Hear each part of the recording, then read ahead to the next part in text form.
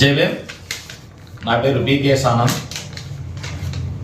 Sir, ముందుగా TV5 news అధినేతలకు జై భీమ్ తెలియజేసుకుంటూ, సార్ ఈరోజు ఈ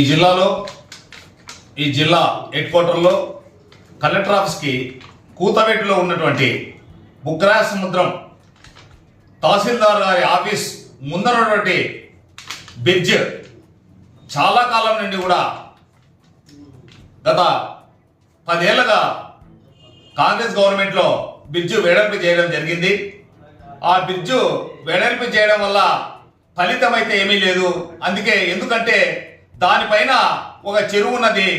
ఆ చెరువులో నీళ్లు ఎప్పుడన్నా మరవ పారితే నీళ్లు ఎక్కువ ఫ్లోటింగ్ అయితే అది వెంటనే రోడ్డు మీదకి నీళ్లు రావడం జరుగుతోంది.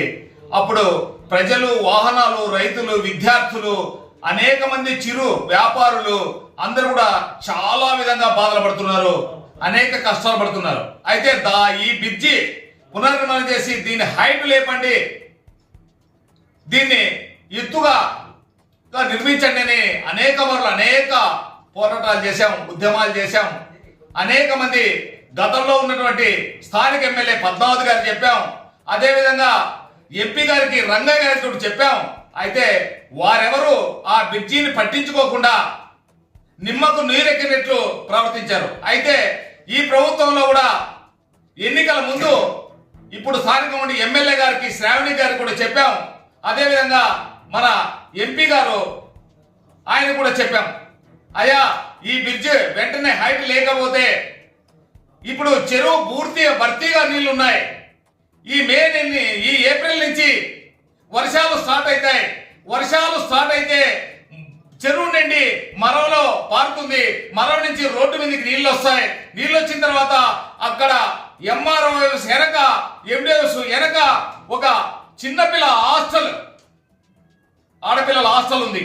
ఆ హాస్టల్ నుంచి విద్యార్థులు హై స్కూల్ పోవాలి కాబట్టి 300 మంది విద్యార్థులు ఆ నీళ్లు దాటుకొని పోలేరు కాబట్టి వారి చదువు అంతరాయం కలుగుతుంది. అంతరాయం కలగకుండా బ్రిడ్జిని నిర్మాణం చేపట్టని చెప్పాం. అయితే ఇప్పటి వరకు ఈ 8 నెలల కాలంలో కూడా ఎవరు ఆ బ్రిడ్జి గురించి స్పందించలేదు, పట్టించుకోలేదు. అయితే అందరూ ఆ బ్రిడ్జి మీదే వారానికి 100 సార్లు అటు ఇటు తిరుగుతుంటారు. అయితే మొన్న ఒక కారు కూడా ఆ వంకలో పడిపోవడం జరిగింది. ఎందుకంటే బ్రిడ్జి తక్కువగా ఉండడం వల్ల. అదేవిధంగా మేము చెప్తున్నాం ఒకటే అధికారులకు, మేము చెప్తున్నాం ఈ రాజకీయ నాయకులకు, అయ్యా మీకు చేతులెత్తి మొక్కుతున్నాం. అయితే మీరు చేత కాకపోతే మీరు గమనుండండి. మా సొంత ఖర్చులతో, గ్రామ ప్రజల అభివృద్ధితో, గ్రామ ప్రజల సహకారంతో ఆ బ్రిడ్జిని మేమే నిర్మించుకుంటామని కూడా మీకు చెప్తున్నాం. చూడండి ఎమ్మెల్యే, ఎంపీ గారు, మీరు మా ఆవేదన అర్థం చేసుకోండి.